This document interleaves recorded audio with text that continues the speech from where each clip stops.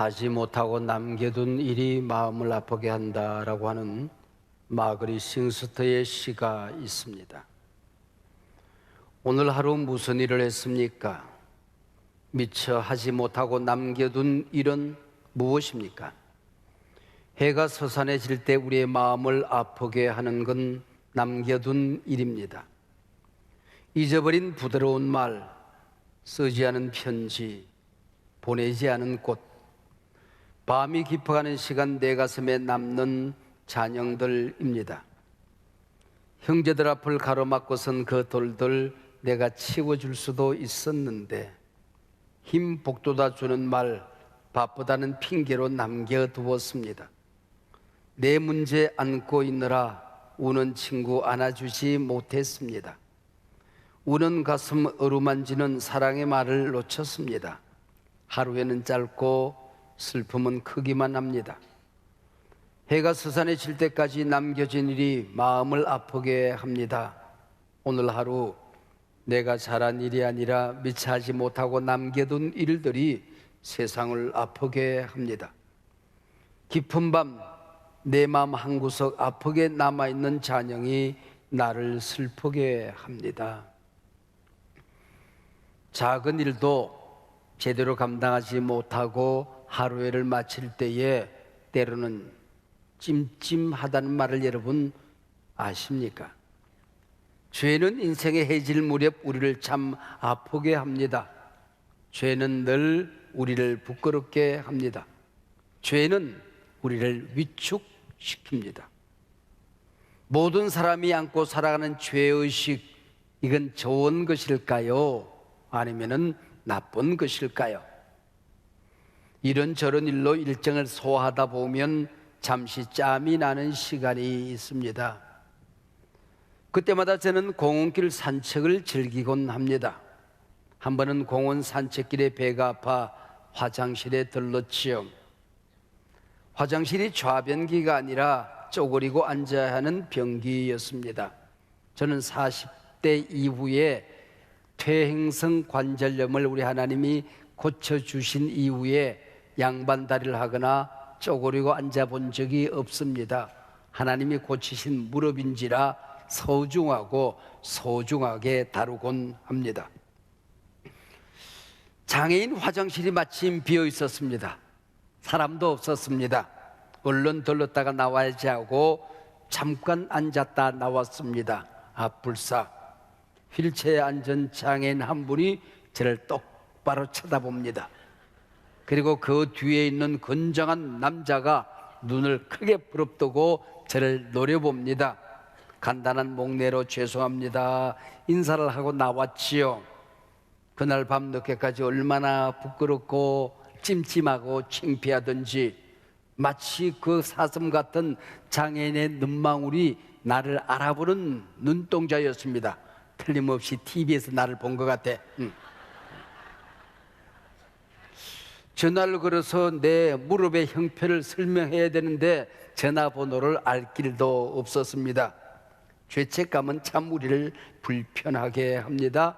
우리를 위축시킵니다. 부끄럽게 만듭니다.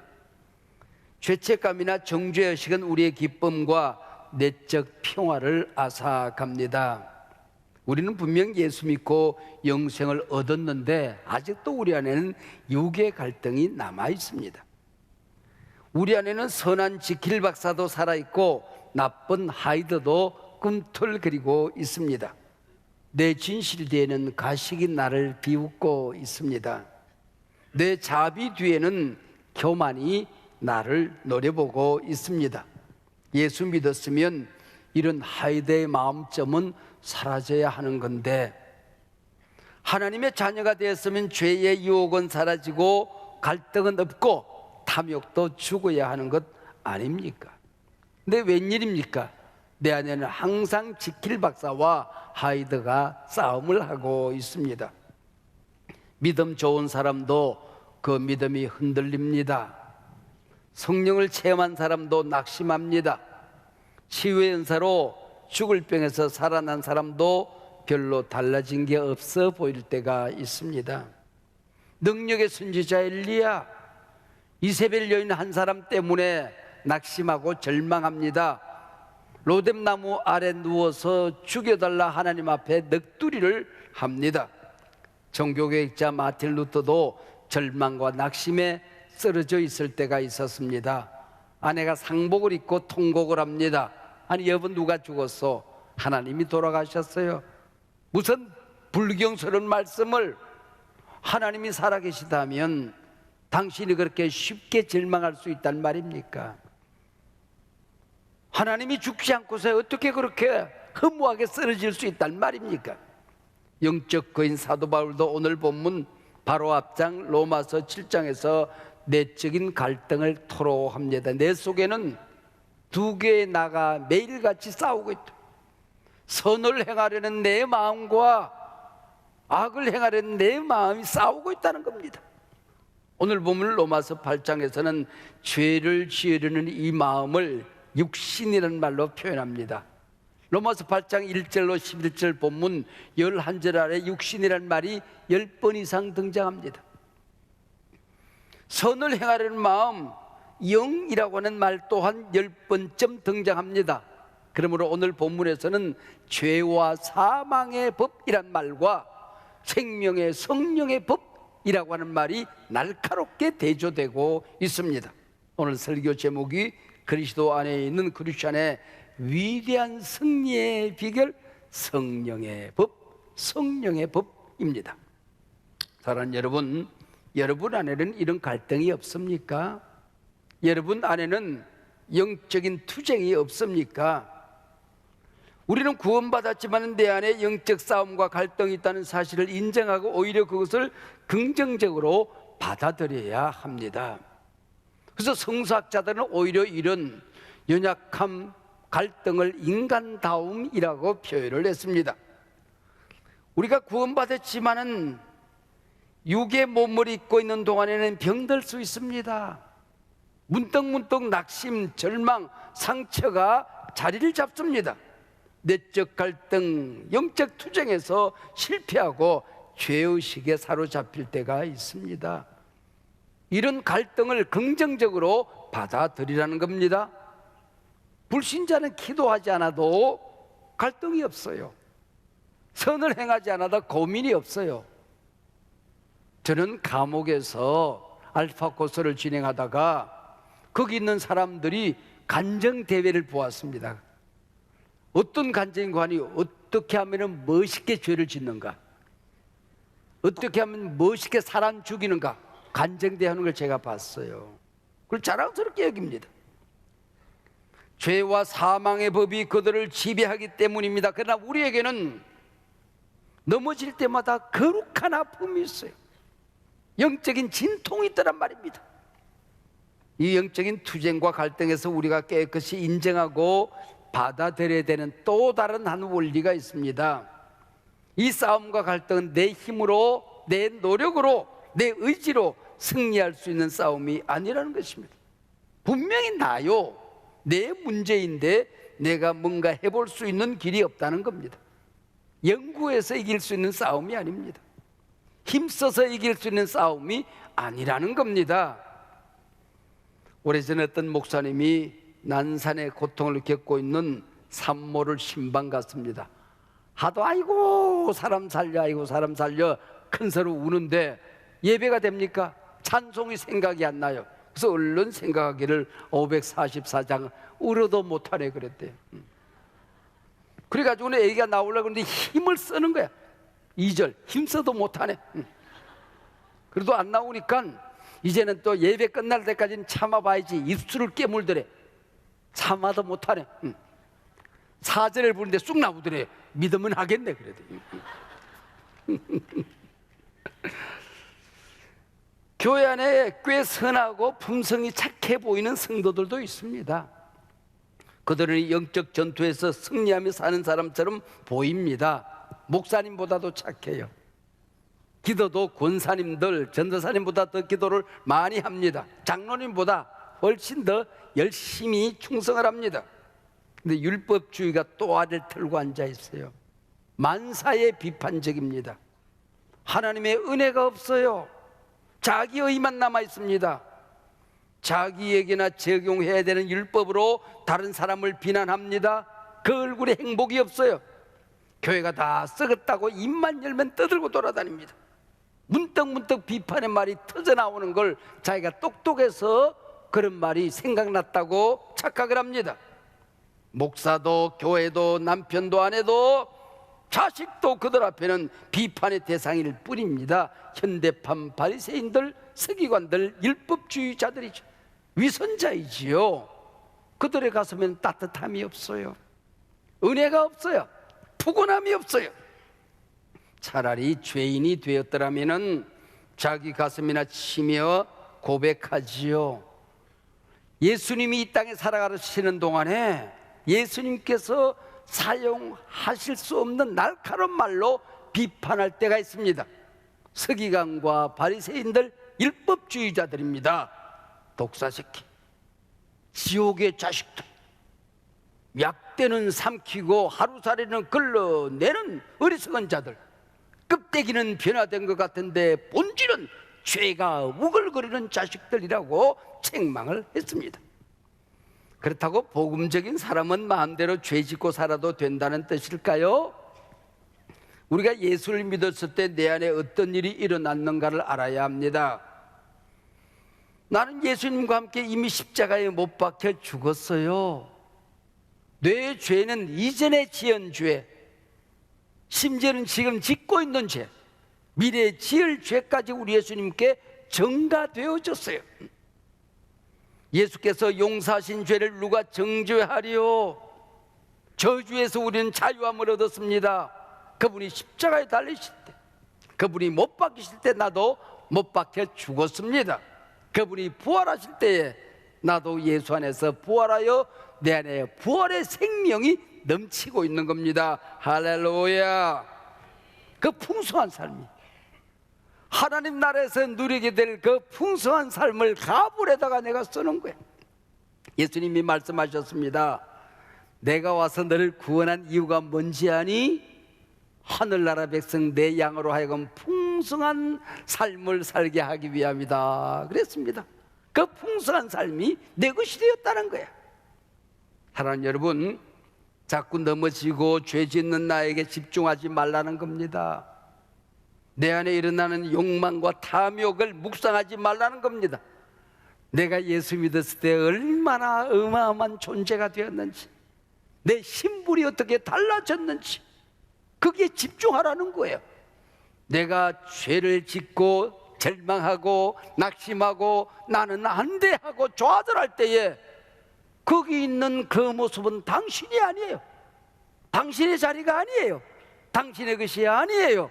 그 자리에서 벌떡 일어나 예수 안으로 오라는 겁니다. 내 신분에 집중하라는 거예요. 지금 내가 빠져있는 연약함에 매몰되어 살지 말라는 것입니다. 그리고 사탄을 향하여, 나 자신을 향하여, 세상을 향하여 담대히 선언하는 겁니다. 나는 하나님의 자녀다. 나는 하나님 나라 백성이다. 나는 의인이다. 나는 성자다. 나는 예수 그리스도의 신부다. 선언하라는 거예요. 죄와 사망의 법을 벗어서 집어 던지라는 것입니다. 선언하고 살라는 거예요. 오늘 본문 로마서 8장 1절, 그러므로 이제 그리스도 예수 안에 있는 자에게는 결코 정죄함이 없나니. 신구약 성경 가운데 한 단어 안에 가장 많은 내용을 담고 있는 단어가 오늘 본문에 시작하는 단어 그러므로라는 단어입니다. 이 로마서 1장부터 7장까지는 어마어마한 교리 논쟁이 일어나고 있습니다. 엄청난 신학이 소용돌이치고 있습니다. 그 모든 것을 담아서 그러므로 이 한 단어 안에 담아버린 것입니다. 모든 사람은 죄인입니다. 하나님의 영광에 이를 수 있는 사람은 없습니다. 오직 예수 안에만 그 은혜가 있습니다. 그래서 예수 안에 들어오면 믿음으로 구원을 받습니다. 구원 받았는데 우리 안에는 언제나 갈등이 있습니다. 선과 악이 싸우고 있습니다. 우리가 이 정죄의식에 빠져 있을 때 어떻게 우리가 걸어 나올 수 있을까요? 헤쳐나올 수 있을까요? 그러므로 그 얘기입니다.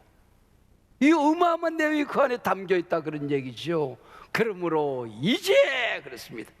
그리스도 예수 안에 있는 자에게는 결코 정죄함이 없나니. 엔 그리스도, 오늘 짤막한 11절 안에 그리스도 안에는 말이 5번씩이나 반복적으로 기록되고 있어요. 무슨 얘기예요? 인생길에서 넘어질 수 있습니다. 유혹을 만납니다. 그때마다 예수 안으로 오라는 거예요. 예수님 보혈의 바다에 첨벙첨벙 뛰어들라는 겁니다. 그분 안에 정죄함이 없느니라. 마귀란 놈은 참 의의가 없는 놈이에요. 죄를 짓도록 우리를 달콤하게 유혹합니다. 죄를 짓기 전까지는 내 친구처럼 다가와 나에게 속삭입니다. 그러다가 막상 내가 죄를 짓고 나면은 정죄합니다. 패배의식을 심어요. 조롱합니다. 하나님은 너를 버렸어. 하나님은 너를 떠났어. 하나님은 너를 싫어해. 하나님이 너를 용서하겠니? 너 같은 거 두렵지? 조롱해. 네가 똑같은 죄를 몇 번째 짓고 네가 후회하는지 아니? 490번째 인간아, 이런 번씩 7번 짓고 하나님 앞에 용서해 달라고? 하나님 앞에 체면이 있거라 이놈아. 마귀의 말입니다. 그때마다 예수 그리스도의 승리를 묵상해야 됩니다. 나는 용서받았다. 어떤 일이 있어도 예수 앞으로 달려가면 용서하신다. 버리시지 않는다. 정죄하지 않는다. 우리를 지배하는 법은 율법이 아닙니다. 사탄의 법이 아닙니다. 사망의 법이 아닙니다. 저주의 법이 아닙니다. 마귀의 법이 아닙니다. 생명의 법입니다. 살리는 법입니다. 성령의 법. 이것만이 우리한테 통한다는 것이지요. 이제 예수 안에서 우리에게 적용되는 법이 달라진 것입니다. 죄와 죽음의 법이 나를 다스리지 못합니다. 예수 안에 있는 자에게는 영원한 생명의 법, 용서의 법, 하나님 사랑의 법, 성령의 법만이 적용된다는 것입니다. 일제 식민지 법안에서 살던 우리 민족이 해방을 받았습니다. 일본의 법이 더 이상 우리에게 효력이 없는 겁니다. 마귀의 법, 사망의 법 안에서 살다가 예수 그리스도 안으로 왔습니다. 이사했습니다. 마귀의 법, 사망의 법 아래 우리가 살지 않는다는 것입니다. 오직 성령의 법만이 내게 통한다는 것이지요. 예수 그리스도 안에 정죄함이 없는 이유가 뭐라고요? 적용되는 법이 달라졌다는 거예요. 예수께서 나를 죄 없다고 선언했는데 너를 용서한다. 무죄의 선언. 땅땅땅. 누가 정죄하려고 그 얘기입니다. 해방받았습니다. 자유가 선포되었습니다. 지금까지는 몰랐으니까 웅크리고 앉아있었지. 몰랐으니까 그게 내 모습인 줄 알았지. 몰랐으니까 진흙탕에 빠져가지고 이게 내 자리인가 그리고 앉아있었지. 그러나 성경은 말합니다. 진리를 알지니 진리가 너희를 자유케 하리라. 이제는 진리를 알았으니 우리는 죄와 사망의 마귀의 법에서 자유케 됨을 얻은 것입니다. 할렐루야. 내 노력으로, 내 의지로, 수양으로 몸부림을 해도 안 되던 것이 왜 그렇게 쉽게 이루어졌을까요? 3절. 율법이 육신으로 말미암아 연약하여 할 수 없던 그것을 하나님은 하시나니. 네가 할 수 없는 것을 하나님은 하시나니. 네 힘으로 안 되던 그것이 하나님은 하시나니. 주일학교에 가서 요나가 물고기 뱃속에 들어갔다가 사흘 만에 나왔던 얘기를 들은 아이가 집으로 달려왔어요. 아빠, 이 얘기가 믿어지세요? 아빠는. 그럼 어떻게 그게 믿어지세요? 나는 요나가 물고기 뱃속에 집을 짓고 평생 살았다고 그래도 나는 믿어. 왜? 하나님이 하신 일이거든. 하나님이 하신 일이거든. 예수께서 하신 말씀 가운데 부자가 천국에 들어가기 얼마나 어려운지 약대가 바늘기로 들어가는 것보다 더 어렵다 그랬습니다. 제자들이 근심해요. 선생님, 그러면 천국은 누가 갑니까? 네 힘으로 갈 수 있는 곳이 천국이 아니야. 사람은 할 수 없으되 하나님은 능히 하시나니. 사람은 할 수 없으되 하나님은 능히 하시나니. 그래서 그 능력을 성령의 능력이라고 부르는데, 로마서의 16장까지에 성령이란 말이 34번 나와요. 근데 단 한 장, 로마서 8장에 34번 가운데 21번, 3분의 2가 한 장 안에 들어있어요. 그래서 성서신학자들은 신구약 성경 가운데 가장 빛나는 성경은 로마서다.